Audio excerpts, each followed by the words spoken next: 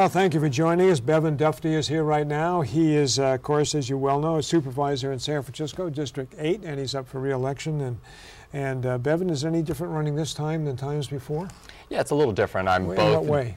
I'm doing my job as a supervisor. I'm still on the finance committee and have meetings and responsibilities in addition to campaigning. And I'm expecting a daughter any moment in the next couple of weeks. Well, we better get through this in a hurry. We got to. I know I have another parenting class to go to. So wow, that's terrific. It's great. So it's all good.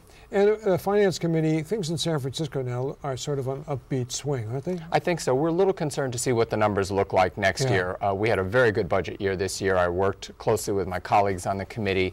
Chris Daly was the chair, Aaron Peskin, and we put together a $30 million package of enhancements. It's been a difficult time for the city, but we put money into programs that have been underfunded, serving needs, and I was really proud. I got $750,000 for an LGBT youth initiative that's going to focus on housing, health care, employment, substance abuse services, and recreation activities. Yeah, counseling too, right? All of those things, because we are a mecca and we are a draw, and we don't have enough services, and I've been very active in those areas, and we're expanding tremendously supportive housing. I also got funding in the budget for a transgender employment initiative. The biggest things facing members of our transgender community are discrimination and poverty, and so that's going to be a great thing. We're working with some interesting agencies and city departments, and I think that'll be a really bellwether initiative. Why did I just read the article about that, about companies being more open? Definitely. Just this week it talked about how companies do have more progressive and open policies, and I think that that's part of it. And we have an exciting opportunity here, because I think that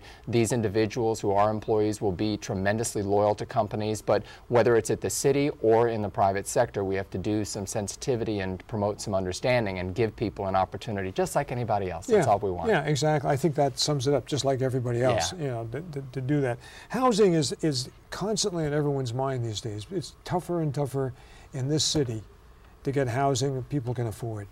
Anything we can do about it? Well, the mayor and his state of the city last year established a 5-year, 15,000-unit program. I went a couple of years ago to see in Vancouver that in the downtown core there on the waterfront, they built very elegant, tall towers, and that created more supply. That helped to bring down the cost. In Vancouver, you can find a 2-bedroom for $400,000, $450,000. You can't do that here. And so I really support the mayor's effort. Also in the budget process, we did a supplemental, Supervisors Daly, Peskin, and myself, $20 million for additional affordable housing funding and programs for seniors, families, individuals who are at risk of homelessness. It was the largest allocation ever of general fund dollars. And I have, along Market Street in my district, in District 8, very little development took place in my first 3 years in office, and now, because of the city planning department's Market Octavia plan, we're looking at about 8 or 9 gas stations, parking lots being developed. And so I got funding for a Castro charrette that's going to bring people together from community and neighborhood organizations.